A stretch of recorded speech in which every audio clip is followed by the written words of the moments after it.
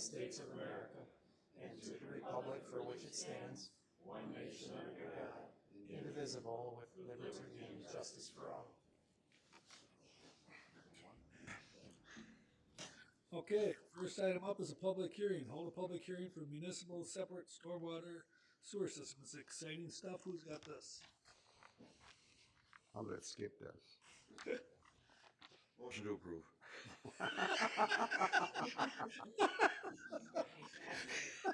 I gotta pass it. Gotta be quick. Gotta be quick. Good afternoon, Commissioners. Skip Langer with Olmsted Soil and Water Conservation District. Each year with our MS4 program, we like to come before you and give you a little update about what we've been doing with activities in the previous year. So here we are in the middle of June 2022, and we're talking about activities relating to stormwater from 2021. So right on time. Let's see. Clara says I should be able to do this myself, and what do you know? So what is an MS4? It's our municipal separate storm sewer system. So when you think about the storm sewer system, it's really only rain. If you've heard the saying, only rain down the storm drain, that's what we're talking about. It's all of the runoff off of impervious surfaces within the urbanized area that runs into our storm drains and through our system, our collection system for stormwater. So when we think about the county's jurisdiction, we're looking at our linear system of roads, ditches, pipes, and other best management practices that we have within the county. Our goal is to reduce pollutant loading to our state waters. So the Minnesota Pollution Control Agency is the state department that administers the program, and then it's designed for populations that exceed 10,000 citizens and above. So the city of Rochester is one, and then it looks at our urbanized area around the city as well. So along with our municipal separate storm sewer system permit to operate, we also do what's called a stormwater pollution prevention plan, and that lays out activities within our jurisdiction that we undertake in order to meet the terms of the permit. So basically it's a schedule of mandated activities, and then new this year was that we're doing a brand new permit that will encompass the years 2020 to 2025. So we're already a couple of years into that process. Our previous was 13 to 18, so then they developed some new stormwater language, and it took them a couple of years to get it rolled out, so we've been working on it ever since. The permittees are required to perform minimum control measures. There's 6 of them that we follow. They look at treatment of stormwater. They look at inspections and maintenance and upkeep of our system. They want us to involve the public, which is why we're here today at our public hearing. They also want us to provide training and education to not only our staff internally, but also to the public. And so we do that in a number of forums.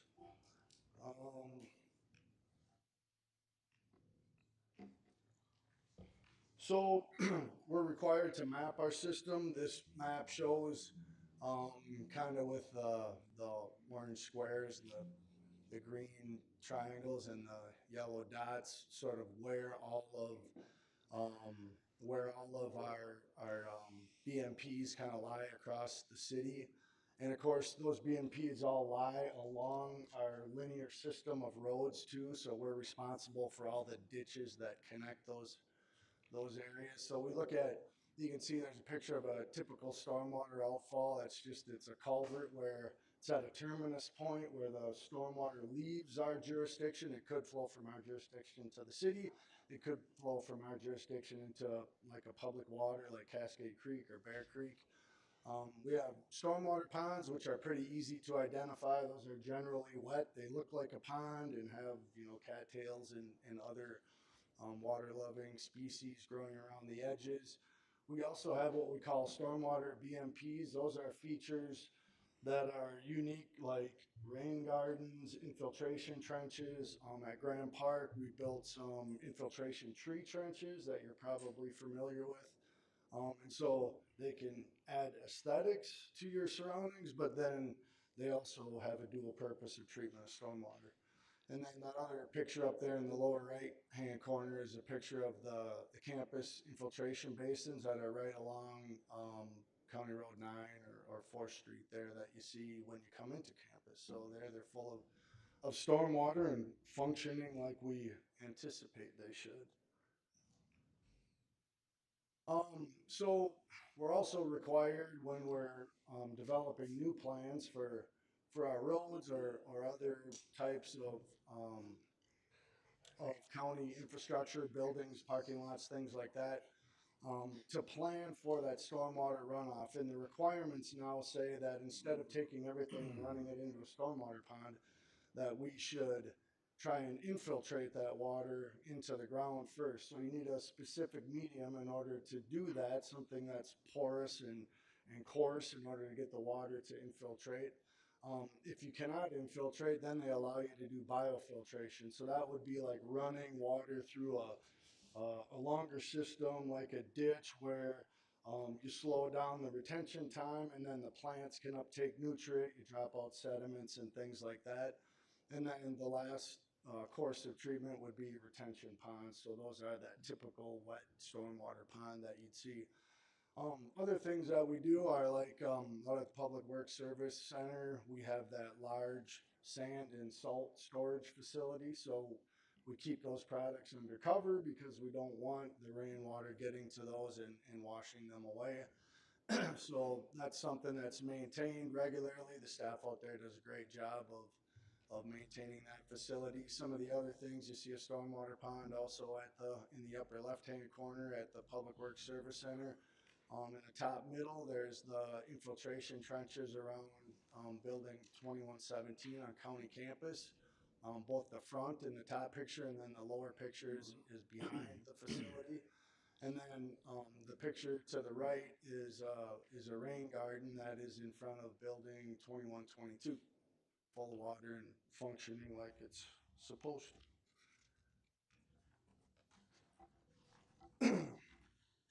So the stormwater maintenance portion of our permit is done by our Public Works Department. They maintain the outfalls, the structural BMPs and ponds. They maintain our road ditches, our system of culverts, to make sure that everything is functioning as it should. So Aaron Gam on our team, who's sitting in the back there, he developed a really nice inventory database that we go out now, and it shows a GIS location of all of the features, and then we have a picture that goes along with it, what it is. And so we share that information with our public works team, and then they can go out and see, what kind of condition each year that those best management practices are in. So if you look at some of these pictures, you can see, there's a culvert on the bottom there on the left that is mostly sedimented in. So something like that would need to get cleaned back out, reseeded, and make sure that it has the capacity that was intended. So we do inspections. Like I said, we do about 20% annually over the 5-year period. Our staff is out mowing ditches along our county road right-of-ways, and then we also do the repairs. So they're doing the sediment clean out, stabilization activities as needed. We do replacement for new culverts, and then of course the inventory and mapping that you saw previously. Another one of our big spring activities is street sweeping. So we have an Elgin street sweeper, and if you guys were at the fair last year, we actually brought that out and parked it outside of conservation building so people could walk around it and see what it looks like up close and personal. We've all had them drive by the front of our house, and they're picking up stuff off the road, but it's nice to be able to look at the piece of equipment, like we had when we had it parked out there. I think it brought a little closer to folks' attention. We had some information about the equipment, how it functions, and why we use it. So last year we had 199 cubic yards that we collected. That's approximately 16 and a half tandem loads of material that comes off the roads. It's mostly sand, but there's also, as you know, a lot of other garbage and other debris that gets collected as well. So our team at the Public Works Service Center, they screen all that, and then we can reuse some of the sand, or we use it in fill and things like that when we need it. So that's a good reuse. We also do stormwater education outreach. Every year we do education internally for staff, so we have them. They're getting trained up on erosion control and erosion sediment control through University of Minnesota courses. We do training on salt use, calibrating equipment. We have, good advanced equipment technologically for pre-treating roads and things like that, which helps save on salt use and increases the efficacy of removing salt or snow and ice in the winter. And then we have these other, public meetings that we participate in throughout the year. So Earth Day is one that was virtual this year, but there's 500 approximately that participated through the course of the activity. The county fair is always awesome. By 750, I think we're talking, there's a lot more people that attend the county fair, but people that engage staff on various topics, including stormwater is a big one that we push out there. We Are Waters was here. They had, it was a little over 1,400 people physically go to the art center to view the exhibit down there. And then we had another 400 to 500 that participated virtually. We do an Adopt a Highway program. There's 350 miles of highway in the county that is currently adopted. And those get cleaned up 2 times a year of all the garbage. So you really do notice when they get that cleaned up and you see all the bags along the road. And then our team goes out and picks those up and hauls them in for proper disposal. Workshops and demonstrations, various ones. There was 3 different ones last year, and we had 50, 50, and 25, I think, at those. And then our stormwater website gets about 1,600 hits a year for various inquiries. So we have educational brochures, a number of them that we developed with the city of Rochester, and those are popular and touch on everything from, backyard conservation to how do you build a rain garden to having a no-mow lawn and things like that. We got a group that we collaborate with. We call it our RUA meetings. It's Rochester Urbanized Area Group. And so that consists of City of Rochester. I guess I have 4 urbanized townships up there, but we were just talking about that. Haverhill somehow got themselves excluded from having to do MS4. So there's actually just 3 urbanized townships, RCTC, MnDOT, and then the federal medical facility along with Olmsted County is part of our RUA. We have a stormwater hotline, so if people have questions or concerns, they can call out to Public Works and we handle those. We respond, by going out and providing technical assistance or meeting with folks on site if they'd like, or we get our city stormwater partners to go out and assist. And then this is really a collaboration between Olmsted County and the city. Our MS4 really intertwines through the city, and it's a little bit of a spaghetti noodle, through the city, I think. So, we work together on all kinds of education and outreach and promotion with them, and that works out very well. And I think we do touch a lot of people with stormwater topics, and I think long term you see the benefit of that when you run around and you see people have rain gardens that they're willing to demonstrate and different plantings like that. So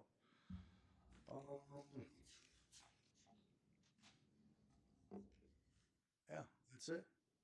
And there's a website if you care to go out and check it out on our Olmsted County webpage, you can find more information. Hey, You had a picture in there of a culvert almost totally plugged. Yeah. So where does that sediment come from that plugs those culverts? Well, it can come from a number of places. I think we've seen it most recently from farmland runoff and things like that. But I think we also that can come from woodland, you know, woodland gullies and ravines to potential erosion within our own ditches and system. That's why we want to make sure So we get those. if it things comes right. from the farmland, all right, so um, are we still responsible for digging that farmer's stuff out of the ditch? Does the farmer have any responsibility in that? Yeah, so generally I'd say we maintain our own system. And in the cases of this picture here, that if it's within the city, yeah, we're gonna clean it out. If it's in the county, we probably are also cleaning that out. I think in the past, we've had the cheapest and easiest place to put the materials back up on the closest farm ground where it probably came from. And so, um, Wouldn't it be cheaper to keep the dirt on the farmland in the first place? it would be. So our plan to help those farmers either pay for us to dig it out of the ditches and put it back on, or keep it in their field in the first Yeah, place. well, I think as soil and water conservation district, I don't know. I spent 20 years keeping soil up where it belongs, and so do you get every concentrated flow off the landscape? Probably not. But it's something that we strive for. We have the new soil health initiative coming up. I think that'll hit a bunch of acres. We've had conversations about the soil loss ordinance and that it needs to be updated, and so those will probably, those will all be things that kick into gear, but work separately from our MS4 for sure. Yeah, I should point out that I'm aware that most farmers are very conscious of the environment. Unfortunately, some are not Yeah, and create a problem. So, yeah, that's nothing new, I guess. thanks. definitely. Well, Skip, a few weeks ago, I drove from Waseca back to Rochester through enormous dust storms. Yeah. Um, and I know you probably network with other counties like Steele and Dodge County. A Did lot. you ever hear from them how that turned out, or where all those enormous clouds of dust ended up? Yeah, I remember your comment, and I think that weekend I was going through the same Uh-huh. area at the time. So, wind erosion and water erosion are two things that we deal with all the time. I think some of the times when you see erosion, it has to do with timing. I mean, during this time of the year and prior, we're in the most vulnerable time of the year. So, when the fields when we don't have any vegetation growing in the fields and they're exposed, then when you get dry, hot winds like that, it tends to blow soil around. And there are ways to reduce that for sure. I think our soil health practices are classic because it's a way to keep roots in the ground and some green growing vegetation above ground to hold soil. When you get further out west, they plant windbreaks and things like that. So that's where you see larger fields broken up into smaller fields with long lines of trees that break up the blowing fetch distance. All those things have potentials. And then as soil and water conservation districts, we're constantly talking amongst each other. Waseca is outside of our southeast work area, but yeah, I mean it's concerning for everybody. And where does the material go? Literally everywhere. So it's on the road, it's on houses, it's in yards, it's in other fields. And the same with runoff. It runs off one farm potentially to another or to our road ditch. So yeah, it's concerning. Okay, any more questions? Thanks. Good chat. So this is a public hearing, so I'll ask if there's anybody from the public that'd like to speak to this MS4. Anybody like to speak about this? Third time, anybody like to speak about this? Move to close public hearing. Second. All in favor, say aye. Aye. Okay, we have a resolution. Approval. Second. All in favor, say aye. Aye. Aye. Carries. Thank you, Scott. All right. We're in the consent agenda. Approve the June 7th board minutes. Acknowledge the 2021 donations received. Adopt watercraft rental rates. Establish 2022 elections absentee ballot board and UOCAVA ballot board. Award contract 2022-132 to Krause Anderson. Approve 2023 Families and Children Managed Care Providers. Approve local collaborative time study contract. Approve indirect cost option and rate for Minnesota Department of Health grants. Approval. Can I get a second? Second. Favor say aye. Aye. Okay, we're on to our regular agenda. First item is accept the 2021 Olmsted County Annual Comprehensive Financial Report. Wilfredo.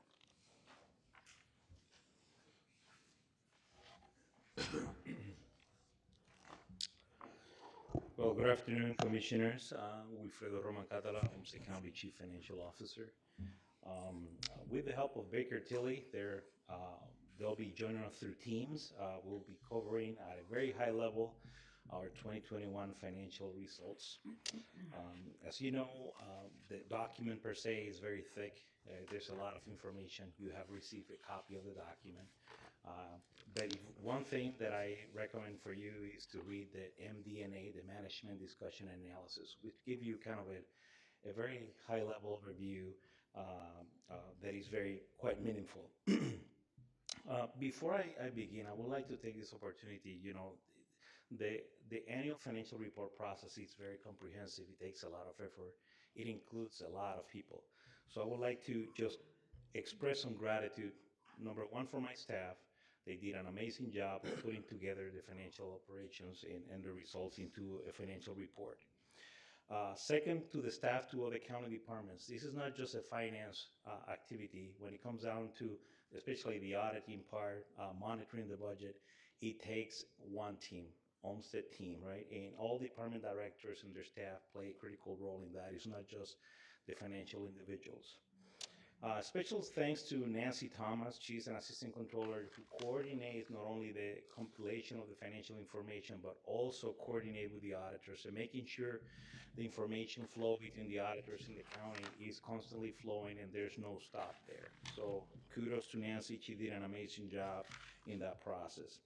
And finally, Baker Tilly, the auditors, they've been wonderful to work with, professional, very knowledgeable. Anytime we have questions, we come prepared with our own research, but they're willing to exchange ideas and processes. So that's been an invaluable resource to us as practitioners of accounting and financial information.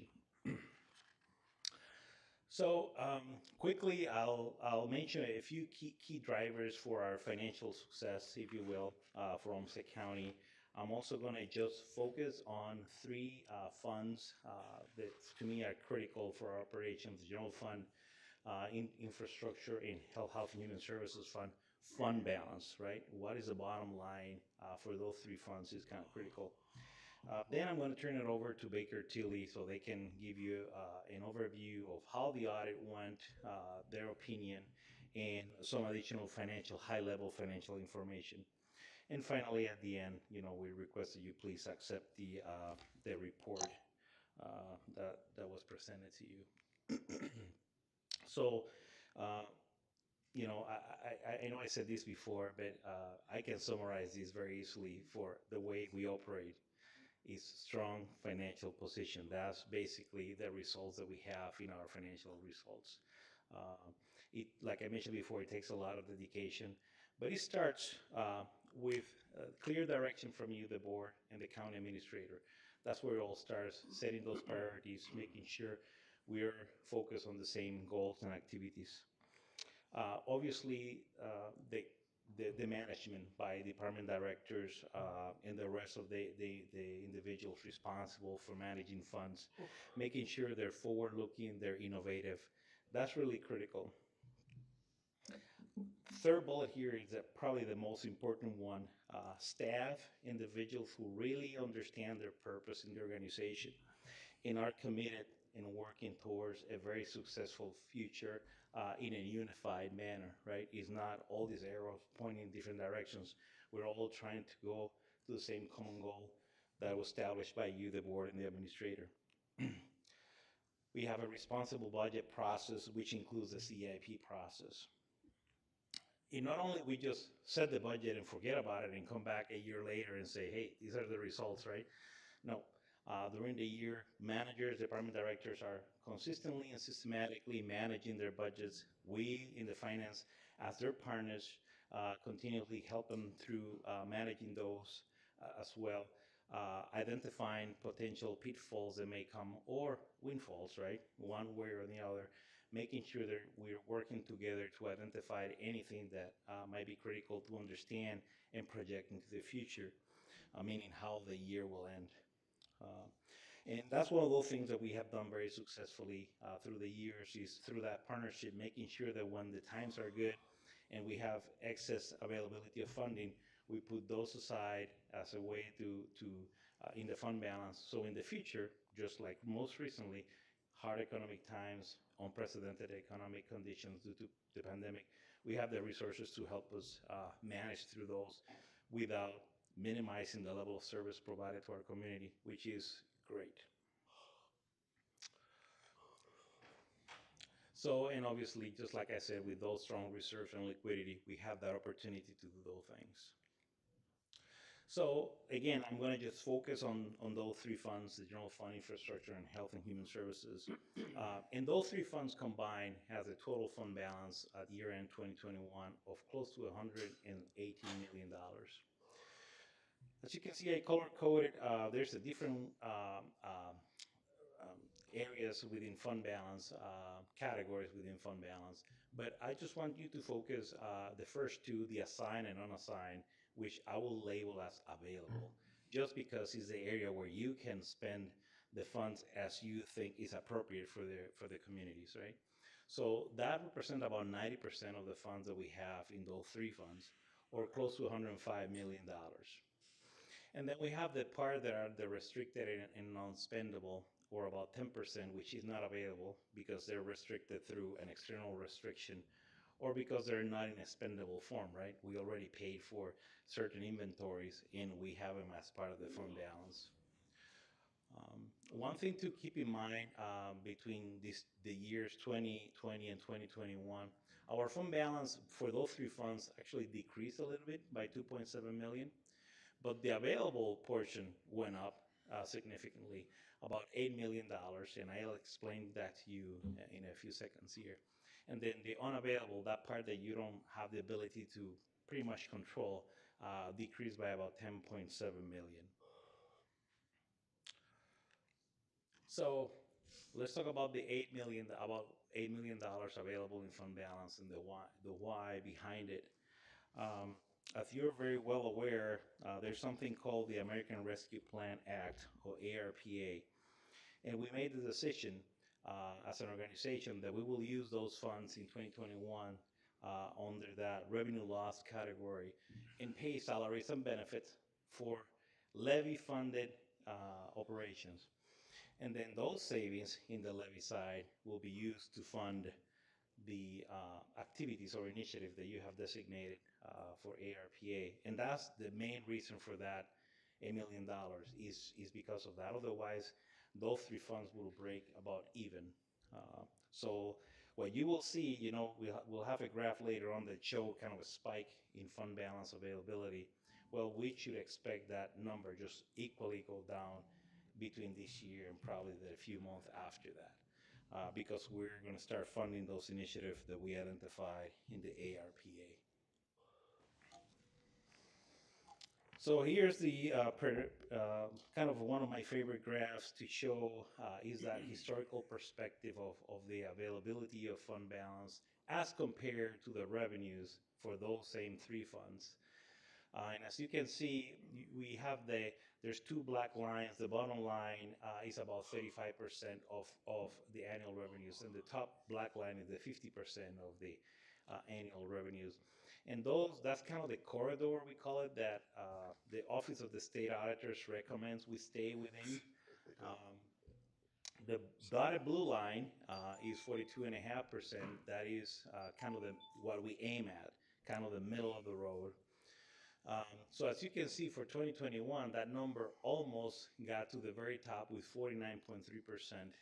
Again, the main reason for that to happen is that 8 million that we just talked about from ARPA funds. In 2022, we should see kind of the other way around. We should see that line going down closer again to that midpoint of 42.5%. So I'm just going to stop here just in case you have questions for me up to this point. Otherwise, I'm going to turn it over to Baker Tilly, who should be joining us through Teams. Okay. Okay. There you go.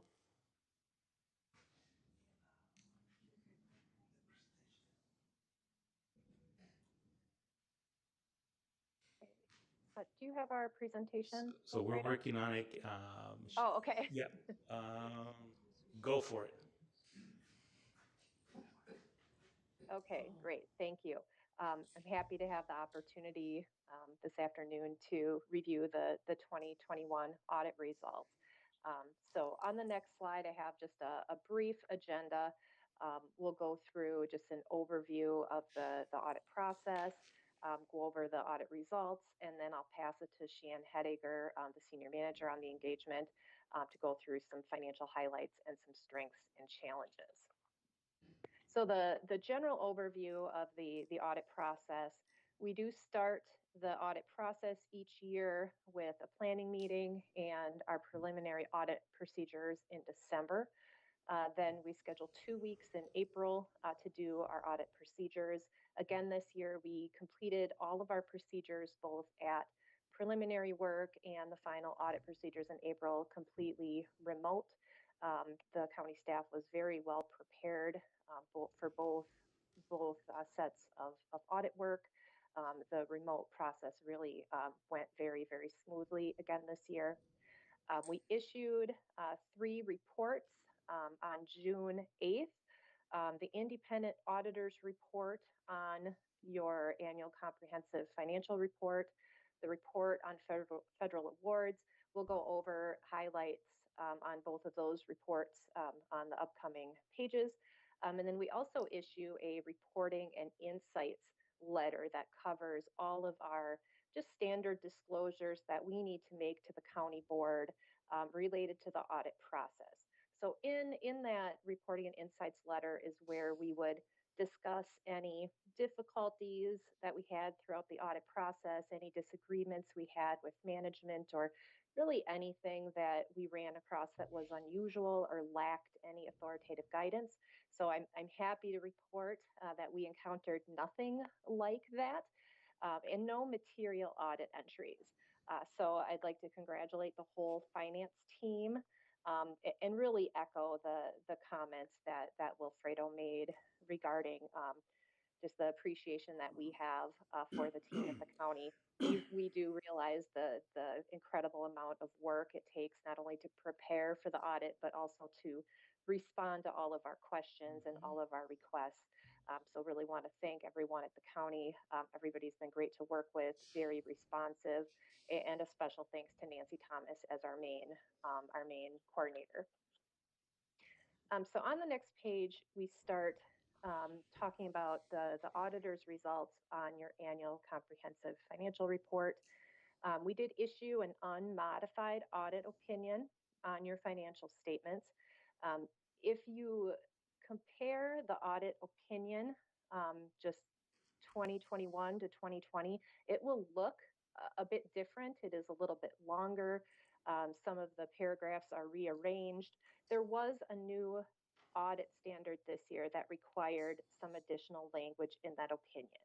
So it looks different, but the bottom line is really the same. We're issuing an unmodified or a clean opinion on the county's financial statements. The report on internal control, we are not disclosing any material weaknesses or significant deficiencies, and we have no findings to report related to the financial statements or the Minnesota Legal Compliance Guide that we audit to as well. So a completely clean result on the financial audit. Looking at your federal award program audit, this year we tested 4 federal programs. The programs that we test are really determined based on risk assessments, and the Office of Management and Budget spells out the process that we need to conduct those risk assessments. The coronavirus state and local fiscal recovery funds, those ARPA funds and those coronavirus relief funds, all of those are really considered a higher risk from the federal government standpoint. So we are testing a lot of the COVID related type dollars. But for all 4 of those programs, we test compliance based on a compliance guide that the Office of Management and Budget and the federal agencies puts out related to what they think the key compliance requirements are. In addition, we are also testing internal controls over the major compliance areas. So happy to report here that we found no material weaknesses or significant deficiencies in any of the controls related to your compliance. We have also issued an unmodified or a clean opinion on compliance with all 4 of those federal major programs.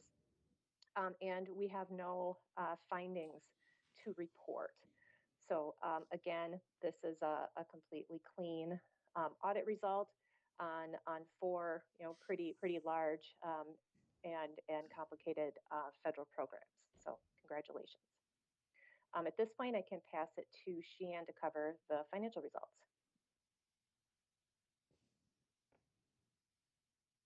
Ms. Chair, could I ask a question? Sure, go ahead. I'm wondering if the no findings clean report that you have on those 4 major federal programs for Olmsted County, are we exceptional? Are we consistent? Is this a general pattern that you find with Minnesota counties, or should we be celebrating? I really think it's something to celebrate. We do certainly work with clients that routinely don't have findings, but I would say, we're testing different programs each year. It's not uncommon to have a finding of some sort. So I think the fact that you've had, a year with 4 programs and no findings, I think that's very good. It actually sometimes seems, Mr. Chair, that it's kind of boring because we never have findings. That's good. Yeah, we'll take boring. Take boring. Yeah, and just to comment, we are required to report findings. There are a number of different reasons, but just for an example, if we find an error or some kind of question cost or something that was done wrong and has a dollar associated with it, if it's less than $25,000, we don't need to report that. So this isn't necessarily that you're dotting all your I's and crossing all your T's. Uniform guidance that we audit by does have some considerations, but really anything that's kind of over, you think about $25,000 and how that relates to your total federal dollars, it's a relatively small amount. So, it really is a fairly low threshold to get over to not have any findings. So. Thank you. Great. Well, I'm going to continue here and talk through some of the numbers then, the results of the 2021 year. Starting here with the government-wide financial statements, the governmental activities. So this includes all of your general fund, your infrastructure fund, health and human services, any of those governmental funds. And then also includes the long-term assets and liabilities, so your long-term debt, your capital assets, any pension liabilities. So these are the statements that look a little more like what you'd expect from a business. Also includes the depreciation expense on the income statement side. Just comparing year over year, the makeup of the net position, you can tell from the graphs, very similar from year to year. Just a couple categories changed by 1%. Overall, the net position, though, did increase by $23.4 million compared to $32 million in the prior year. And more details of that activity, you can see the breakdown of the different expense categories and the revenue sources on page 41 of those financial statements. The next page then, a similar presentation here, but these are the business type activities. So this includes the waste management fund, the communications and sanitary sewer, and then also the HRA, which we do not audit, but does get rolled up into the full financial statement report. Again, you can see the makeup of the categories in the net position, very similar. Most of your net position is tied up in capital assets, which is very common. And then the net position did increase by $3.3 million compared to $6 million in the prior year. So continuing to increase, which is always good to see. And again, more details of those changes are presented also on page 41 of the financial statements. Looking at a few different graphs here going forward and some trends around the debt margins. So for 2021, Olmsted County was at about 13.5% of the debt limit outstanding in 2021. A relatively low percentage there. The debt limit is over $600 million. That debt limit is calculated as 3% of the taxable market value of the property. So Olmsted County does have an increasing tax base, which is beneficial to this percentage, and also just relatively low outstanding debt, which has been consistent for several years. Really, this means you're able to finance your operations and routine projects without having to continue to borrow just to stay afloat. So the debt applicable to this limit there on that last bullet point is just over $81 million. Last year it was just under $90 million. So like I said, both your increasing tax base and kind of a decreasing debt applicable to that limit brought that percentage down a little bit for 2021. But across the last 5 years, it's been very consistent. And then looking at the debt per capita, so looking at your population in comparison to your debt, for 2021, that amount was just over $1,000 per person.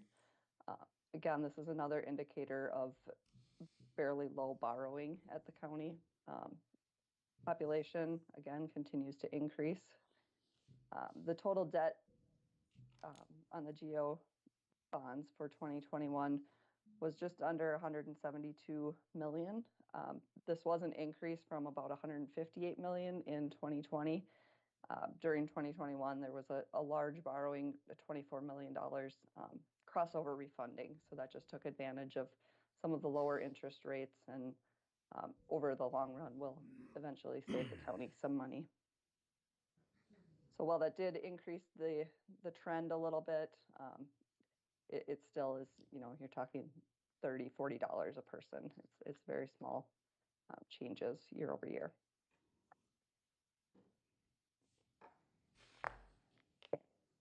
This slide goes over, we kind of every year look at the county as a whole and try to find what's really a strong point and what some potential challenges may be looking ahead. So the strengths, some of these are, continued from year to year. Some things do have some newer refined points, but starting out there, as Wilfredo mentioned, the general fund balance position, that unassigned and assigned, that available money is 110% of the 2021 expenditures. So a nice healthy fund balance there. The enterprise fund's operating expenses are adequately funded with the operating revenues. So your rates that you're charging are adequate to cover operations. There's also a nice strong current ratio. 1.2 to 2.0 is considered good. Olmsted County sitting here at 1.9. So basically 1.9 times more assets than liabilities to cover your debts and those payments that need to be made. There's a significant net position in the self-insurance fund available for risk management. There, that fund or that balance is nicely funded for any losses that the county may incur in future years. As in prior years, the county continues to have the highest bond ratings from Moody's and Standard & Poor's. This really allows the county to take advantage of better interest rates when that borrowing may be needed. And as I discussed in the last couple slides, this low debt relative to the debt limit, that's a really good position to be in, plenty of capacity there. The tax levy per capita is below average in the state. For 2022, there's a 5% increase in the tax levy. A fairly small, I think 2021 was actually a 0% increase. So over the years, it's a relatively low, and you have that increasing tax base to help continue to fund the county operations. Again, to echo both Kim and Wilfredo, the very strong team of finance professionals at the county and the robust policies and the procedures just keeps a really strong operations going. And from my experience, I can say that's really evidenced from the audit process. Things run very smoothly. We look over those policies and procedures annually, test different controls, and have not found issues within those areas. The investments that the county has made in both the county and the community with the ARPA funding, you're not just covering existing costs with this money. That ARPA funds have a really broad usage allowance, but we can see that you're developing new programs, incentivizing home ownership, really trying to be innovative with the use of those funds. And then finally, the low unemployment rate. The county had a 1.2% unemployment rate as of April 2022, compared to the state of Minnesota was about 1.6% and 3.3% nationally. So a very good employment rate in the county. Looking on the challenges side, I would not say that all of these are specific to Olmsted County. Many are industry-wide and impacting many areas of the country.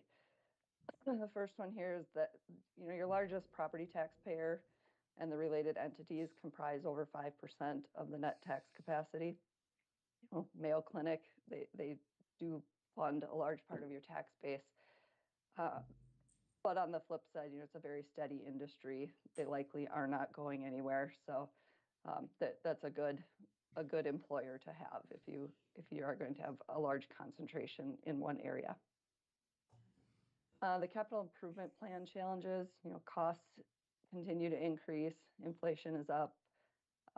There's supply chain concerns continue to be problematic. And then just looking at transportation infrastructure needs and the related funding. Obviously, this current administration is getting money out there, but it just continues to be a challenging area for across the country. Overall inflation, not just capital related, but just inflation in general. We all know it's crazy right now, and the rising interest rates will not help things potentially. The hiring challenges, so kind of the flip side to your low unemployment, there's also just hiring challenges everywhere, trying to fill positions, trying to get people to serve the communities. As cybersecurity continues to be a threat everywhere, I always say it's not a matter of if, it's a matter of when your IT environment will at some time be challenged. Is big movement now of environmental, social, and governance, and just trying to stay on top of those areas. So much more than just, managing finances. You also need to look at the environment and social environment around you. The continuous need to improve efficiency and the value of operations serving your growing population. I think Olmsted County continues to try to be on the cutting edge, stay ahead of the curve. So just kind of that pressure to find new ways and continue improving. And then finally there, in the accounting world, we have this large standard coming up for 2022, the LISA standard. It's been talked about for years. It's finally coming into effect. Again, Olmsted County has a strong finance team. I know that they're on it. We've been working with them on questions, but that will be a big undertaking for the finance people for 2022 and going forward. All right, that concludes the prepared material that we had. If there are any questions, otherwise the last slide does have mine and Kim's contact information if there's any follow-up needed, or if at any point in the year anybody needs to contact us. Any questions? Okay, so I think we need to accept this, correct? A motion to accept. Okay, Second. we have a motion and a second. All in favor, say aye. Aye. Oppose? Passes. Thank you, Wilfredo. Nice work. Good job. Thank you. Done. Haley, Well done. Okay, we'll move on to informational Olmsted County mid-year priority update.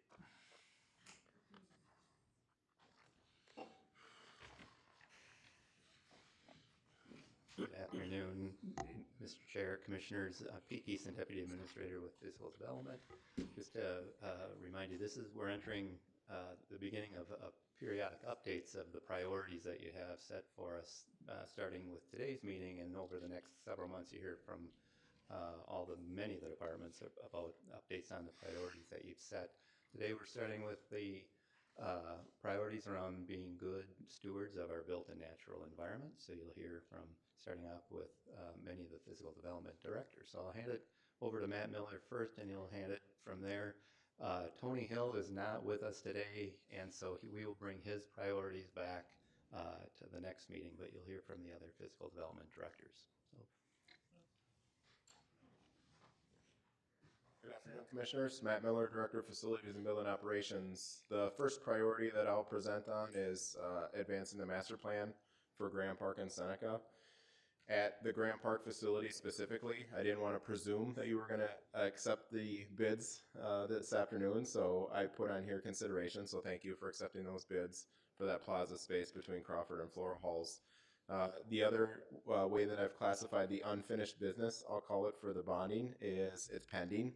I'm optimistic. Maybe we'll learn something here in the MICA update regarding the legislature, but I'm calling it pending as far as the bonding request for. See if that's optimistic as you are. More to come on that. But obviously we'll have some decisions there based on what the bonding request was for Graham Park. And then finally for Seneca, we did solicit statements of interest. We received 4 responses, and we should be coming back to you with some recommendations. And just a reminder that READY is actually assisting with that process, the Rochester Area Economic Development Incorporated, to help with bringing forward what those recommendations are going to be to the board for the former Seneca property. So with that, happy to take any questions that you might have. Terrific. You keep your fingers crossed. Carlin is next.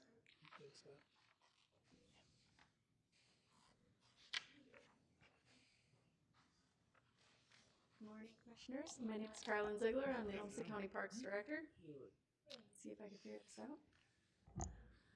All right, so our board priority is the Oxbow Nature Center. We are well into progress of the Nature Center. We're looking to have a completion date and move in for the building itself early September. So that's when we'll finish the outdoor landscape and start moving into the building, and hopefully be able to be up and running for the public in late fall. Another board priority was adding additional staff to assist with the nature center. So you can see Megan Long is pictured here. She was hired and started in Oxbow Park on April 11th of this year. This position again will help to cover the many needs of the nature center, including animal care, front desk duties, administration, programming, and reservation systems. That's all I have. If you want any questions I can answer. Looks good. Best. Can't wait for that. Snapping Mark, through did you it. prime this pump here, Mark? Can't wait to see the finished product, Carlin, out there. Good afternoon, Commissioners. Ben Johnson, Director of Public Works. Our board priority is the CASA 44 60th Avenue Trunk Highway 14 interchange. As you can see from the picture there, it's got poor geometrics at this location, the skewed angle, high traffic volumes on Trunk Highway 14, along with growing traffic volumes on 60th Avenue or CASA 44, high speeds on Trunk Highway 14, and then also just to the north of the intersection, you can see there's a railroad crossing too there. Is this something new? I had never heard about this before. I'm sure you're familiar with this intersection. So our 2022 objectives were to get started on the preliminary design, environmental documentation, and public engagement for the project, along with continuing pursuit of funding for the MnDOT share of the project. Progress to date, we've got in 2020, the legislative session had a bonding bill that awarded Olmsted County $6 million in GO bonds, along with about $2.5 million in trunk highway bonds for MnDOT to get started on that design work, environmental documentation, and then anything left over could be used towards construction and right-of-way purchasing. We have begun that preliminary design work. We've got a consultant on board, SRF Consulting, and then we've got our first public engagement coming up next week on June 30th. And then, of course, continue to look for funding for the MnDOT share. You can see that's a recurring theme here. Our next steps are to continue advocacy for the project. We'll be working through the preliminary design throughout this year and hope to move into final design the beginning of 2023 with the goal to have everything ready for construction in 2024, pending construction funds would be available. And then, of course, our challenges are that funding for MnDOT's share of the project and then to get it included in the MnDOT 10-year plan. Questions? I'd just like to thank this board for their continued support of our share, whatever it is, that we are committed to funding our share, and we have been committed, and I'd like to commend this board on that. I just wish MnDOT would jump on board. At MnDOT, it's just, you got $9 billion in the bank. I mean, we were so optimistic this year. It was everywhere. We're this far from the finish line. Yeah, well, they got a hell of we're a on a defense- 1-inch line. They got a really good defensive line. Yeah. And if people are listening, and people that use that intersection, you know what we're talking about. Write these people, write your local delegation, say, get this done. This is important. Losing another year is just not acceptable. You may have heard that before. Thank you, Ben. He missed all his stuff. Yeah, it was good though. That looked good. Tony asked me to get up and do his parts. Twice in one day, wow.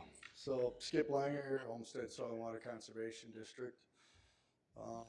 As you guys know, we are and have been working with you all in the last year on this groundwater protection and soil health initiative, and appreciate your support. I think initially, you know, we're talking about developing strategies to incentivize property owners to improve groundwater and soil quality. And so we're really looking to our agricultural folks to participate in this program. Initially, when we started talking about this, I think we looked at what would happen if we had $500,000 and then it went to $5 million, and I think we settled on $3 million now, which is terrific.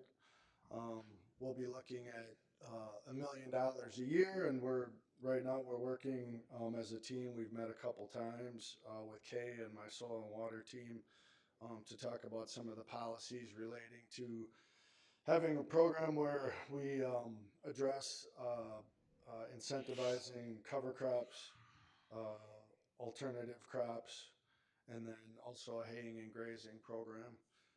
Initially, we had some discussions about what it would look like to have an insurance program to take the risk out of some of the folks that want to enroll in programs that they haven't been involved in through the Farm Bill, and I think with the complications and just the challenges and complexities of that type of a program, we're going to leave that one to the side. So we are making some some good headway today.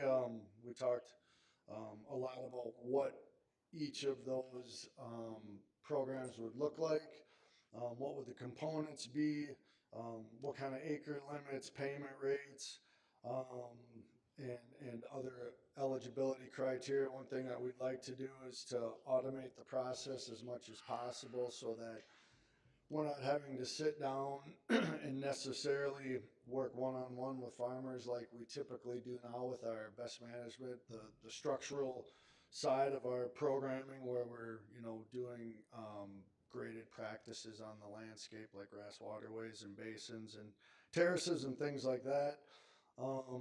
And so we're exploring some of what a group called Practical Farmers of Iowa have going on, where where a farmer who's interested in their program can go out to a website and learn more about it and get signed up and so we're working with those guys a little bit, and then developing some other partnerships with our Minnesota Soil Health Coalition, MOSH, which is the Minnesota Office of Soil Health, and then of course we'll be coming back to you guys with more information as we work through and develop it so that you are part of the process as well. So that's, I guess, what I have for now, but like I say, we'll be coming to you here in the near future with more information and look forward to those discussions. So thanks for your support on the program. I appreciate it. Thanks, Skip. That it? When we get all done. I believe I'm the last. To the best for last. The Let's see. Always do that. So the planning department's priority is to complete an open space plan to address common connectivity, recreation, and environmental needs of the county. My name is Ben Griffith. I'm the Olmsted County Planning Director. This slide shows two of our biggest undertakings that we conduct in the planning department. On the left is the cover of the draft general land use plan, and on the right is the ROCOG 2045 long range transportation plan. And about every 5 to 7 years, we update these plans and use them as a guide for how we develop and grow here in the county. What connects these two seemingly very different plans is the land or open space. And open space planning activities have been underway in varying degrees by the planning department and other departments for several years now, for decades even. There are references to open space that can be found in every general land use plan dating back to 1978 and in various other planning documents such as the Long Range Transportation Plan, our parks master plans, and county water plan, and various other one river plans that we have that the Soil and Water Conservation District has been working on. The most recent open space planning activities began in late 2020 with the establishment of a multi-departmental working group which began to study open space and what exactly that means. And open space is multifaceted. It can take on many forms, which is why the planning efforts have not been conducted by a single department with input from several. Progress has been slow but steady, with regular updates to the Physical Development Committee and to the Parks Board. And surveys from across the nation within Minnesota and Olmsted County have indicated a strong desire by the public for even more open space. I believe the COVID pandemic really showed the value and the need and the desire for open space and its various uses. And we're hoping that the recent Olmsted County resident survey will provide even more information on this timely topic. Any questions? That's great, Ben, thanks. What's the timeline for the open space plan? I'm sorry. Are you anticipating, I don't recall what the timeline is for the open space plan. We haven't really developed one. We've been gathering information and getting input from all the different departments throughout the county. And it's as we get into the discussion on various topics, we find that there's maybe another department that we ought to include, or maybe another area in the county that we need to include. Not to just make it bigger, but to make sure that we cover everything and all the various aspects that we could bring to the table. Mm-hmm. And then the general land use plan, that's almost completed with all public comment, right? So we're in that period right now. The Planning Commission has got a public hearing scheduled for July 21st, and I believe if that goes well, we will probably the following month, I believe it would be August 21st or 22nd, we would schedule a public hearing in front of this board for the general land use plan update adoption. Thank you. Thank you, Ben. Appreciate it. Thank you. Mark, I just have an observation. Go ahead, Jim.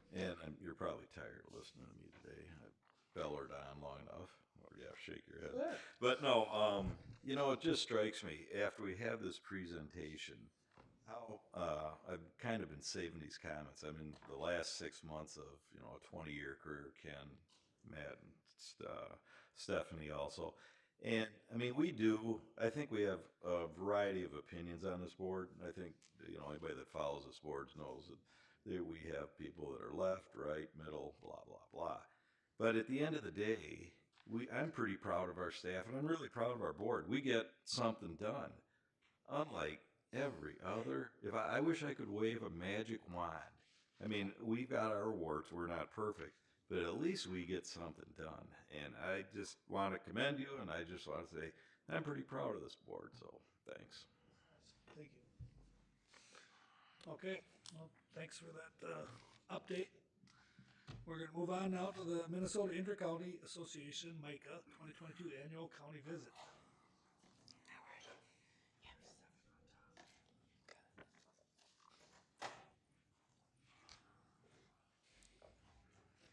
Good afternoon, Mr. Chair and members of the board. I hope that all the sharp objects have been removed from in front of you. Shoot the messenger.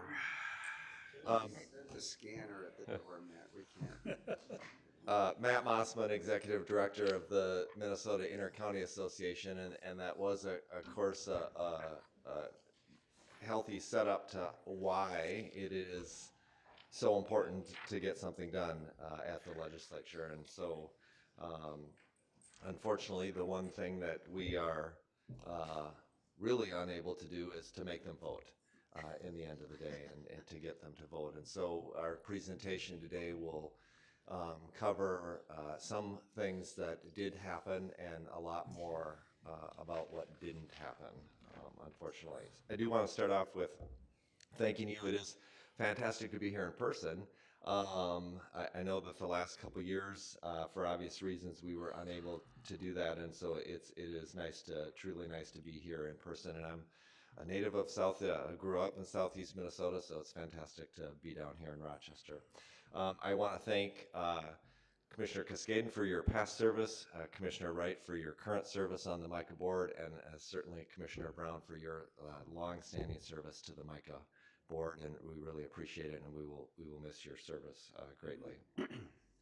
I do want to, if we go to the next slide, like I said, we will talk a lot about some things that did happen and some things that didn't happen along the way. I do want to note that your legislative delegation in particular, just to call out the 3 chairs that represent parts of Olmsted County, Chair Carla Nelson of the Tax Committee, Chair Senjum, and Chair Leeling are very accessible members of the legislature to us.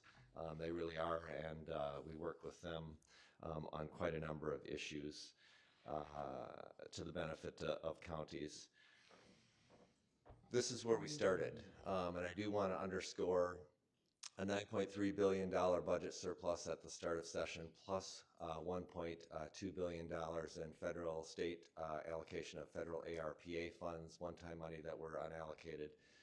$6 billion more projected for 24-25. That would have been ongoing. If you divide that by 2, that's about $3 billion a year, either in permanent tax relief, permanent new spending initiatives that would have been able to be supported by this budget, and you can see how that plays out relative to projected total revenues and spending in this chart. I just want to underscore for I think all of you know this, but for members of the public that are listening, this is a significant amount of additional forecasted flexibility in the state budget. It truly is historic. It amounts to roughly 15% of biennial spending on top of the healthiest budget reserve position that the state budget I think, has probably ever seen. And so significant opportunity to do things on behalf of Minnesotans again. However, you figure that out in the various ways. So if we go on to the next slide, to recap at the high level, then we'll go into some of the details. I obviously have my team with me, Steve Novak, who does transportation, and Nancy Selesky, human services.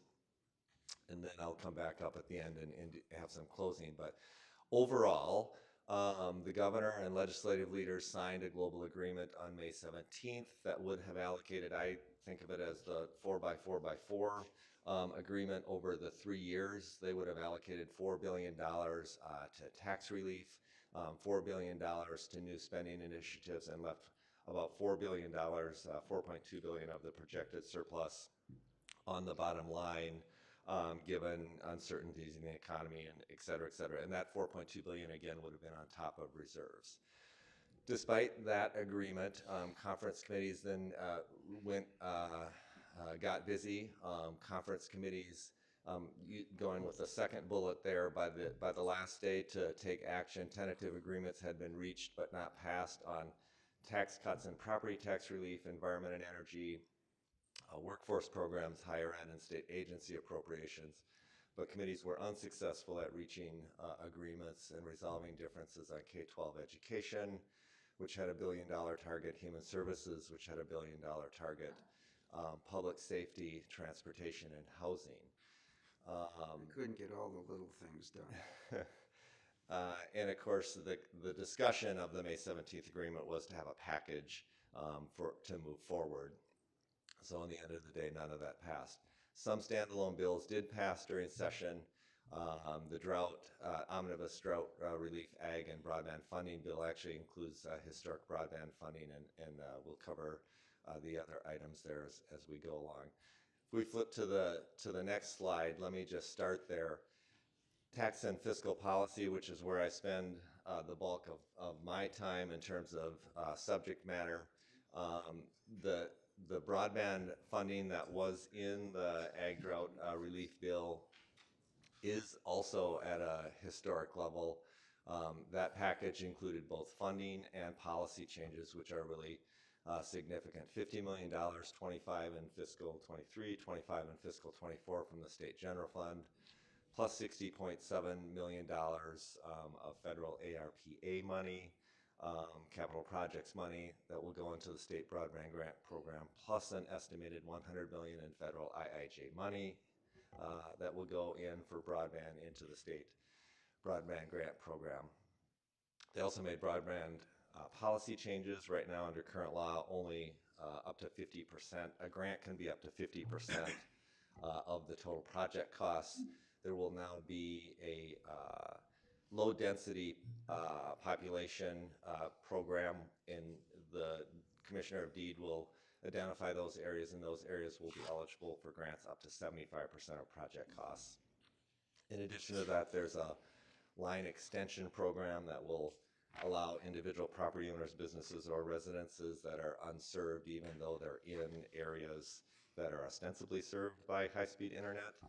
If they don't have service themselves, they'll be able to identify the properties, get verified, and there'll be a reverse auction with a subsidy up to $25,000 per property to extend service to those areas.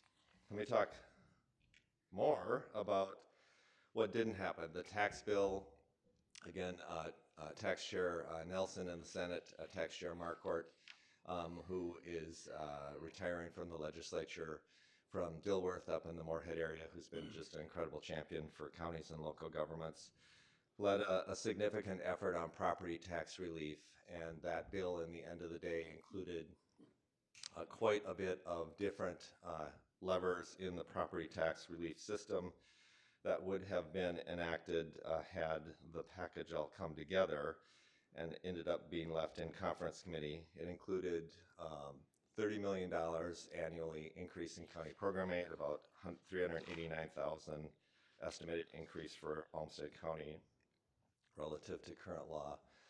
$9.2 million annually for PILT payments, $6 million, I think about $66,000 for the work like the soil and water conservation districts that has been talked about. There would have been business property tax relief. There would have been about $175 million annually in direct additional relief for renters, homeowners, and targeted refund programs. The renter program in particular was going to be shifted, a policy question that had been talked about for a long time in Minnesota, was going to be shifted instead of from a refund program that you applied for, was going to be shifted onto the income tax form, which would have, I think, in addition to a number of other improvements, meant that more people would have received the benefit because more people end up accessing and interacting with the income tax filing system. So that would have had that positive impact as well. Would have expanded the homestead market value exclusion, providing direct relief to homeowners. It would have expanded the senior property tax deferral program. And I have on here a defense position, and included no levy limits and no limited market value. That was actually under consideration actively at one point. That's actually a handful of the items. There are some other tax-based changes and other targeted items that were in the tax bill as well, but in the end of the day, that did not happen. And with that delightful news, we unfortunately, I'll turn it over to Steve here in a second, but we as an association began pushing early in June and sent a letter to the governor and legislative leaders urging a special session, have been doing that along with many other associations and many other advocacy organizations, I think probably across the state. As of last week, end of last week, it became quite unlikely. It sounds like that there will be one. There's continuing to be some chatter, but that's where we're at today. We actually revised our presentation to take out some of the verbiage that seemed to be more optimistic. So, I'll turn it over to Steve, but I will come back up and happy to answer federal questions. money's at risk too, right? Pardon? The federal money above because they didn't put in the matching. Yeah, Steve will touch base a little bit on that. There's federal money across a number of different areas, but the bulk of it by far is in the transportation and transit infrastructure area, and there was money in that bill to do that. The concern there, in large part, is that a significant amount of the competitive money, in particular, will begin to be awarded by the federal government between now and the next legislative session, and so. Without being well positioned to get those grants, that could be a challenge.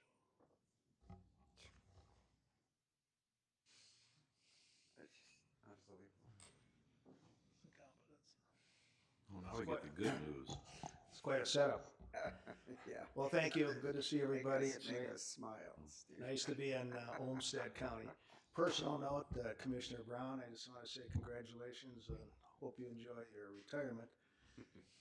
Commissioner Brown was chair of the MICA board when I was hired, and I really enjoyed working with you over the years. Well, it's with a lot of frustration that I come here to give you a report on transportation today. Compared to previous years, we were in a position to be here today talking about a record transportation funding bill in Minnesota. All of the things that we normally do, Commissioner Cascade will remember, to put things into place to pass in a legislative session was done. I can't even count the number of hearings we had in the House and Senate, the number of individual legislative meetings, all of which in private mostly, met with very positive responses about the progress we were going to make this year. And I'll take you through some of the details. But before I do, I think looking back on it, maybe the indicator that this was going to be difficult started if you went back and looked at the agendas of the House Transportation Committee and the Senate Transportation Committee, because they were like night and day. I'll just briefly tell you that in the House Committee, the subjects that got most of the attention were transit, trains, active transportation, traffic safety, electric car infrastructure. And while that was going on in the House, over on the other side in the Senate, they were focusing on roads and bridges, specifically no trains, the driver's motor vehicle offices and the so-called King report, and they were raising fees on electric cars. So they were kind of going like this instead of like this. Now, normally, as Commissioner Cascade and others will tell you, and your own observations over the last couple of decades, it's not that infrequent that there's major differences between the House and the Senate. But when you get to conference committee time, everybody starts focusing on finding the middle, even though they're embedded pretty heavily in their own position, because in the end, you're trying to do something for Minnesota. As it relates to transportation, it really came down to two significant bills, which is where all the money was going to be. If you went back and looked at our transportation platform for MICA this year, there were 4 or 5 major points. It would have meant hundreds of millions of dollars for county roads and bridges, other specialty items like local road wetland mitigation, which is an issue that we've been pulling along for a decade now, and a variety of other related things. All of those things were in the House or Senate bills. All of them got positive reaction during the course of the hearing process. And to be specific, since Commissioner Brown referenced it, we did have a public meeting of the Transportation Conference Committee, probably had 4 or 5 of them. And at one of them, they did kind of hold both hands up from both the House and the Senate and declare that the money for the federal matches was in the bill that was in front of us. So, I mean, that was there to be done. Everybody, including the governor, the House, the Senate, no matter what your political wing was, everybody understood the importance of that, and yet they found a way not to do it. In terms of county roads and bridges, in the supplemental transportation budget bill, the low number was 30 million, which would have been helpful. But the issue that really separated them, and they were remarkably transparent about this, was the process that had been led by the Senate over the last 3-4 years on the sales tax on auto parts. And the Senate position was absolute from their point of view that all 100% of the money would go to roads and bridges. On the House side, they were opposed to the whole idea of transferring general funds to transportation or any other subject that doesn't currently receive general funds. And they had conceded on that, and their starting position was 60% for road and bridges, 40% for transit. As we got to the final day or so, they moved their position further towards the Senate to an 80-20 position. The Senate never moved, and they made it more and more public that if that particular provision wasn't accepted, they weren't voting on any of the other provisions. And that, unfortunately, is the way it ended up. What makes this even more difficult to kind of stomach, if you follow transportation over the last half a dozen years, transportation is usually the weak sister when it comes to the legislative leaders allocating money for the budget bills. That was not true this year. The leadership had allocated them $360 million in fiscal year 22-23 and $486 million for 24-25. And it was verbalized that the intention was those dollars should solve the problem of the match money for the IIJA. And then left to their own devices, they were going to put significant money into county roads and bridges and other highway-related and bridge-related provisions. So it was all there, but they never voted on it, and that was a big disappointment. The last bill I'm going to reference, because it's where the other money would have been for transportation, was in the long sought-after bonding bill. We had very good relationships with Senator Bach and Fu Lee, who were the two chairmen. We had better relationships with them than they had with each other, I would dare say. But they were meeting, they were talking, and they were making a lot of progress going into the last day of the session. Talking to Bach a few hours before the end, the amount of money that would have been allocated for county roads and bridges would have been $75 million for each category, which would have been a record number. So we were talking significant money. Also, the Senate had the unique provision, and it had been a fight that had been going on for 3 or 4 years, and the Senate, through their chairman Newman, had been basically winning this fight, which is to go back to earmarking projects. And there was a list of 22 projects, 14 of which were in Micah counties. The one referenced by Ben earlier in the evening was on that list. No one knows for sure which ones would have survived, but clearly you were in the discussion, and I just wanted to mention it. The final issue, which was one of our 3 or 4 top priorities, was the local road wetland mitigation program. We had done a lot of work on that the last couple of years because everybody loves that program until the end of the session. It's sort of like if you look at a big funnel, you know, everything gets in at the big part, the top part, but the trick is to have it come out the small end, you know, and actually become law. And so this time around, we were trying to solve the structural budget issue, which is to get it inside Bowser's budget as a permanent item. We worked with Bowser over the last 2 years. They agreed to do it and made it very public, and we had made a lot of progress on that. The actual money that was needed was $14 million in bonds, $6 million in cash. The legislature had done a good job catching up in the special session back in October of the previous year. This was the year to really put this thing back on track. It's a program that had started in 1996.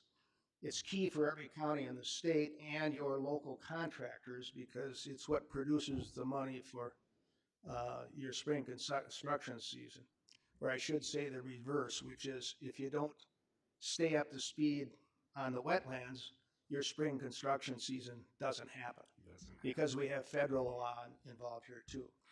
So, you know, whether it was county roads and bridges where it was positioned to happen but didn't, whether it was the matching money for the IIJA, the money was there but it didn't, or whether it was the sales tax on auto parts and the fight over precisely how those dollars should be spent, it didn't happen. And the reason it didn't happen is the bills never got to the floor of the House and the Senate to vote on. The work was done, and everybody knew the issues and they knew the differences, but it didn't happen. I'm sorry to report, but that's the way it was. They all seem to forget that a few years ago, they almost shut down about, 5 to 10 projects that couldn't start because of the wetland thing. Went into an emergency session, threw $5 million at it. Yep.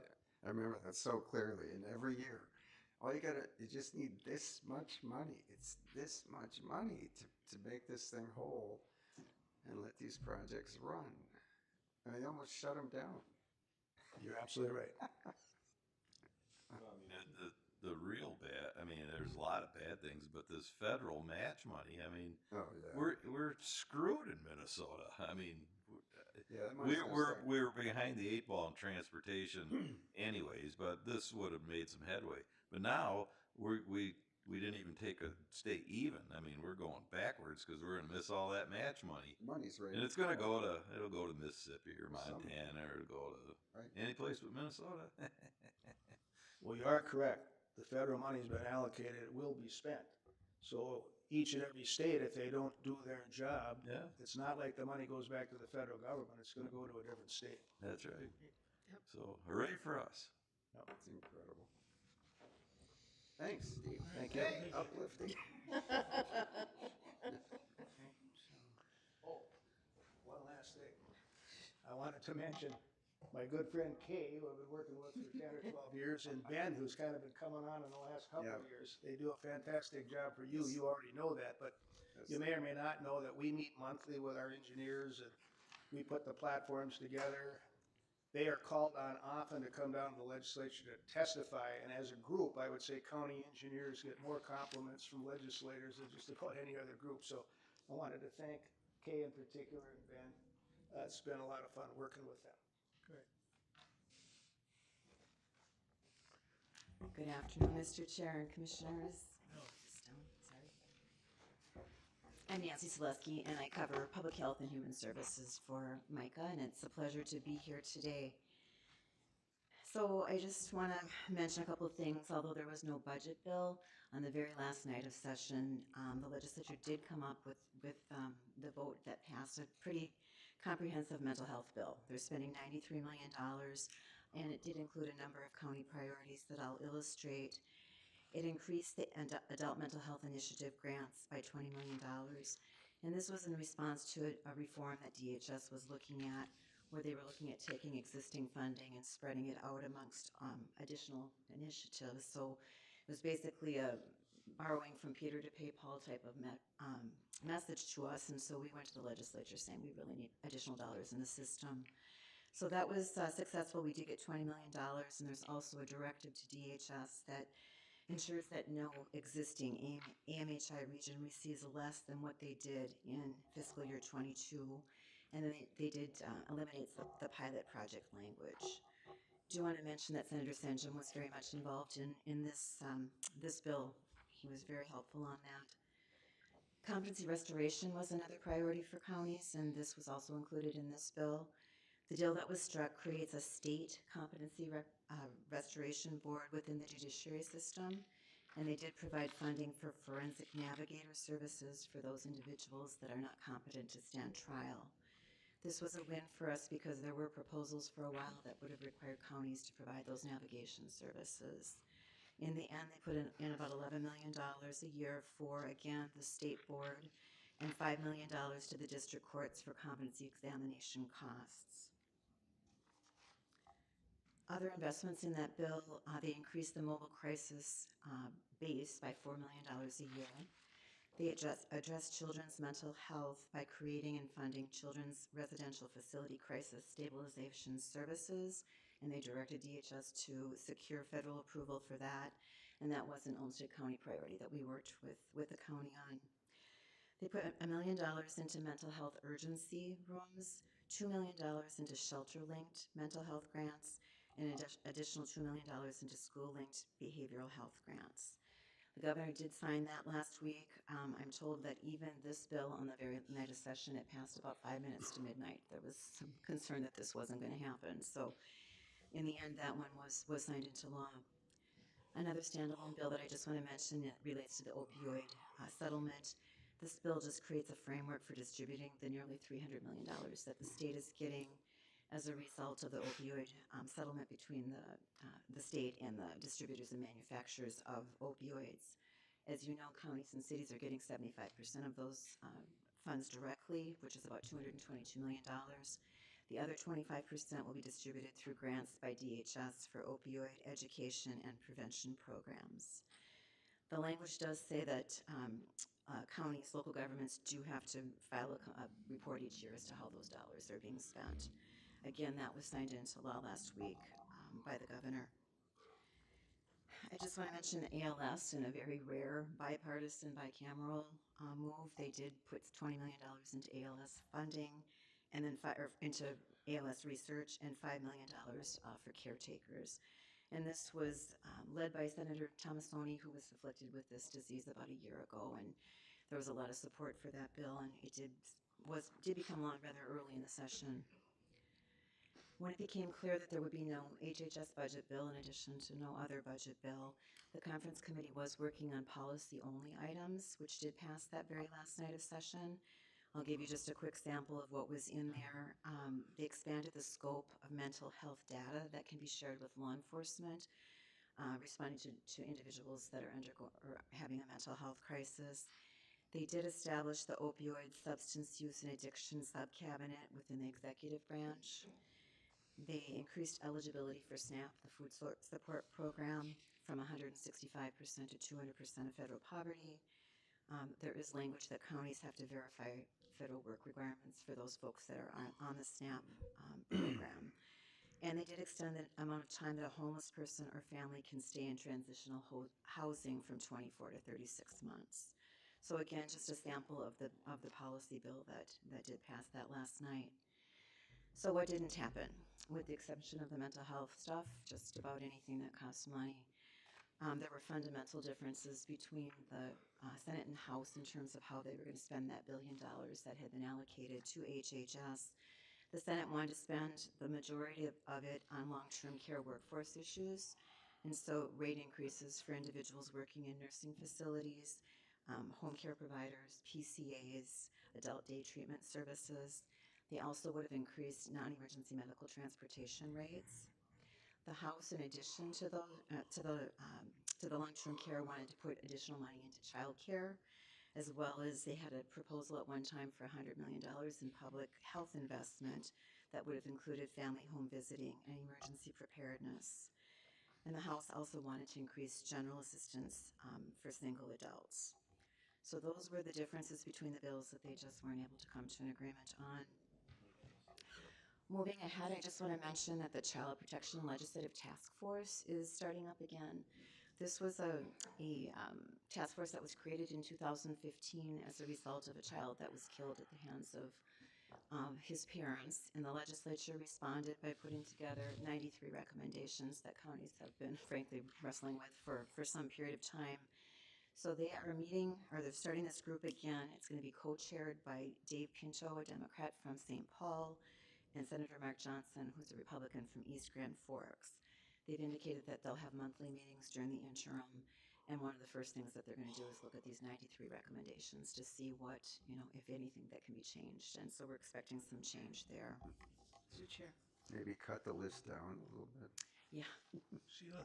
Celeste, is that, what was the motivation for doing it? Is it concern that the 93 recommendations are not workable, or is there pressure to do more from the advocate side? Bite your tongue.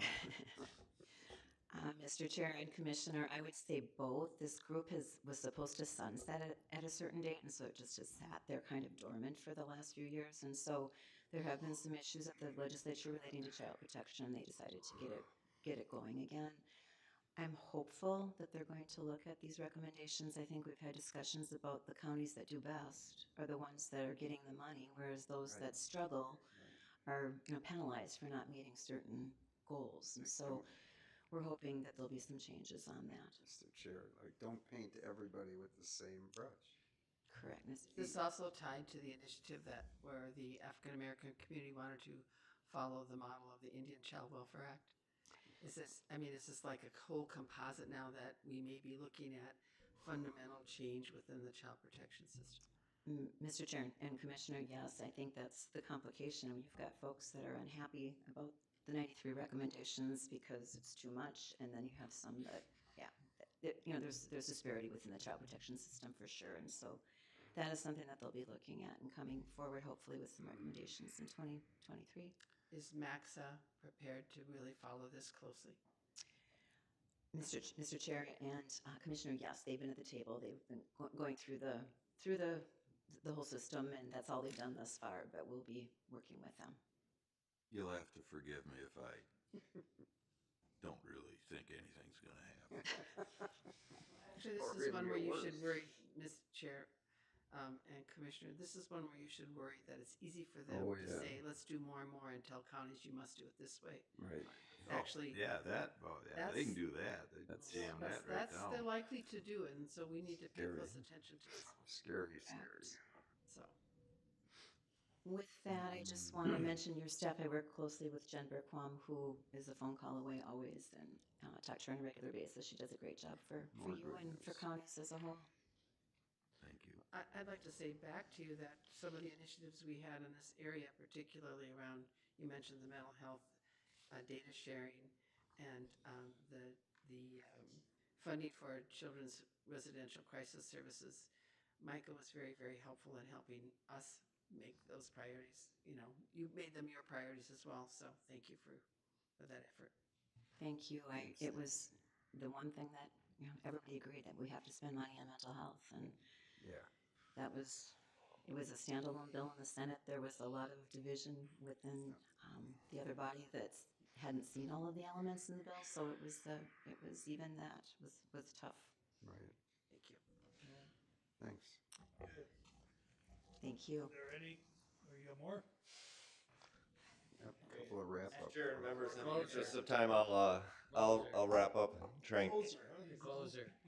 keep it short as the closer. Exactly. Incidentally, on that last issue, there was also a provision in the tax bill that would have directed the legislative auditor to do a study of child protection costs at the county level to provide input into the process as to just how much of those costs are actually being picked up by property taxpayers and others rather than by the state, which I think is a good segue to just making the point as you all know. So this is the choir and the congregation talking to each other here, but so we're covering a lot of areas where there was just incredible opportunity that was missed this legislative session. But I think the other thing is that it just underscores just how important the work of county governments is to the direction and the unfunded mandates that we receive from the state. So I'm gonna focus on two items only, again, just in the interest of time, that were significant priorities and relate to that unfunded mandate issue, and frankly, that Olmsted County staff and commissioners were very helpful throughout the session. Community corrections and probation services. Counties had done a lot of work over the last year to bring forward proposals to unify the three funding systems, the three delivery systems, I should say, into a single funding formula, as well as to substantially increase the money for community corrections and probation services. Olmsted commissioners were helpful in testifying on that. Several of you, Nikki Niles, I want to call out on this and other legislation, was very helpful and testified on Micah and AMC's behalf on several occasions. Both the House and Senate had significant increases in funding for community corrections probation services in their bills, and public safety just was one of those areas where, not actually because of this issue, but because of other issues in that package, just was probably the least likely area to find compromise at the end of session. And then solid waste management, want to call out Tony Hill, who is not, you mentioned not here today, but has also been a really key staff person as part of our collaboration with counties on solid waste and environmental issues. We started really early on last fall when we knew that there was going to be a significant budget surplus, working with partners to say, well, this is the year to go back after shifting some of the solid waste management tax revenues into increased SCORE grants.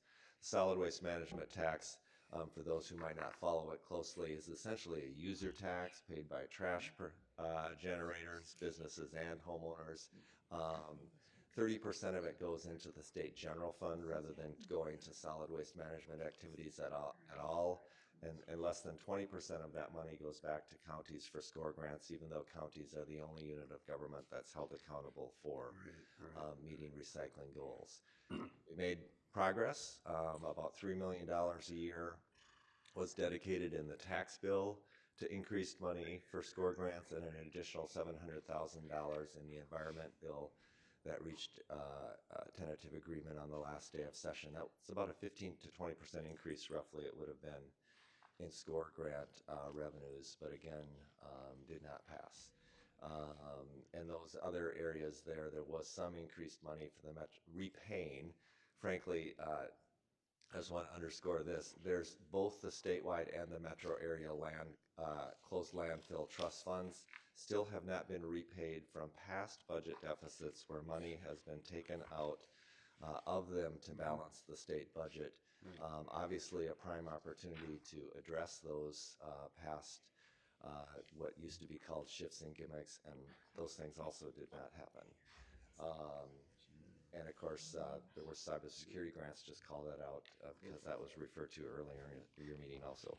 With that, Mr. Chair and members, happy to answer any questions. $7 billion left on the bottom line in this biennium. Most of the difference between the $9.3 billion that started went into that unemployment insurance trust fund and frontline worker pay program, along with a handful of other bills. That's where we leave things.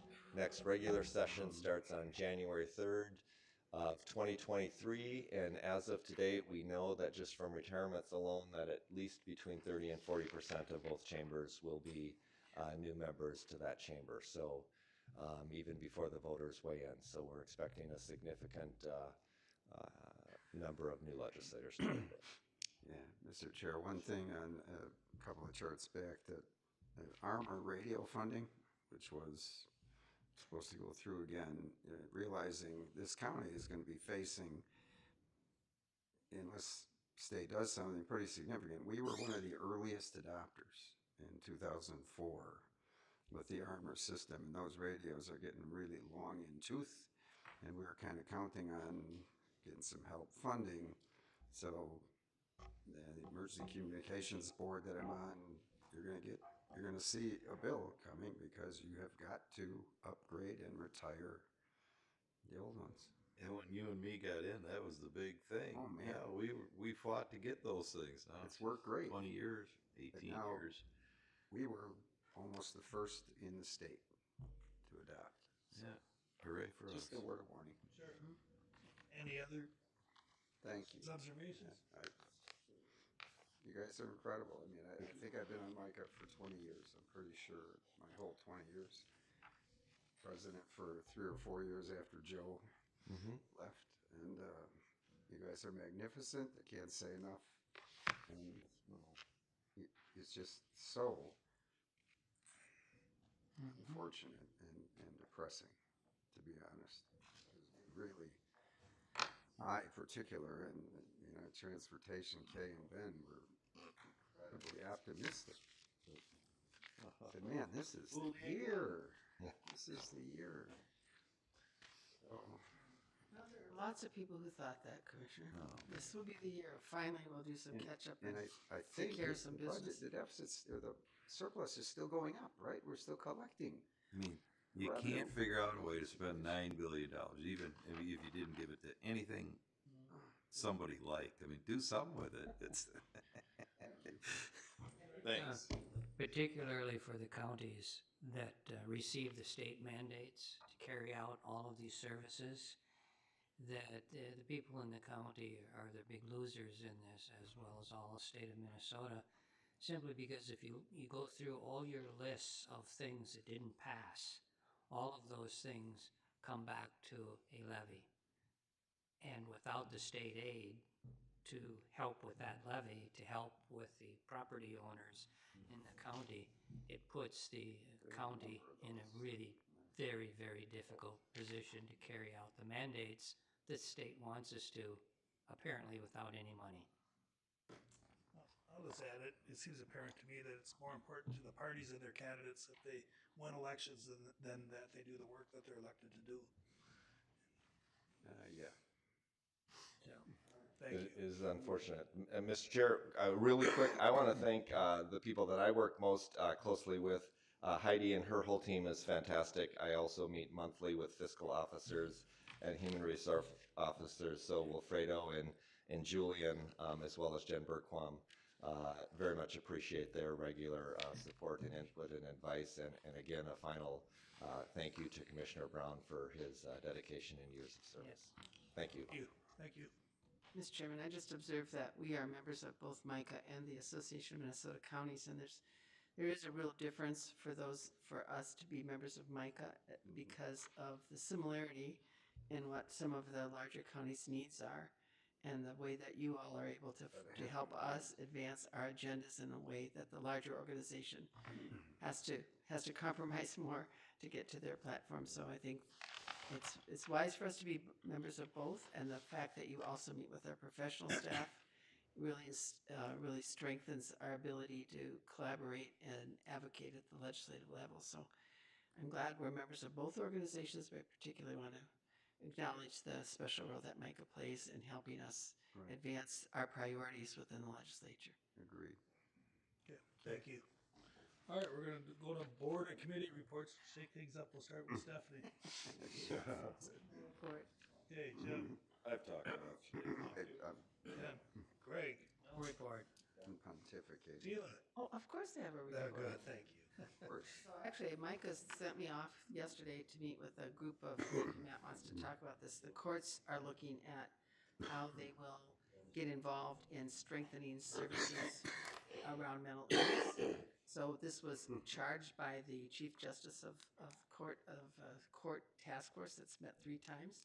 I just call that out because we can now anticipate the meeting that I attended yesterday. There was conversations about asking counties to support more social work staff that are directly affiliated with courts, so you can anticipate that we will be hearing more from them.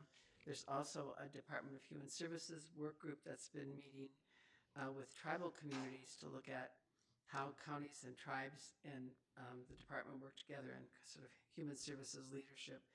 Attended their meeting recently as well. And so as we look to the future with Prairie Island, that's a place we may want to look. There's more to say, but I think that's it for today. Matt. Nothing more. Okay, just got a couple minor, informal things. Tri-government, which we've had a couple meetings on, we're going to scale it back a little bit, less formal and less members, see if that works better. So we'll see how that goes in the future. And the Youth Council, I'm sure you've received 1 or 2 or 68 emails about that, and there'll be discussions about that coming forward this summer to rejuvenate it and make a new entity that'll serve all. I understand that there's a lot of fear of the unknown and angst about it, that we'll get through it, and nobody wants to hurt the youth of our community. I can assure you that. All right, I'll end with a quote. This one's from Calvin Coolidge.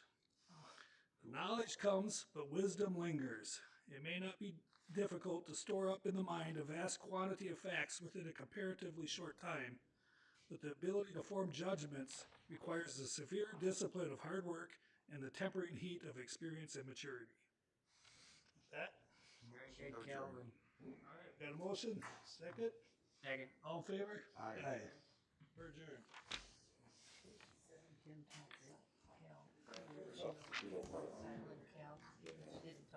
All right. All right, so there'll be food here at 6.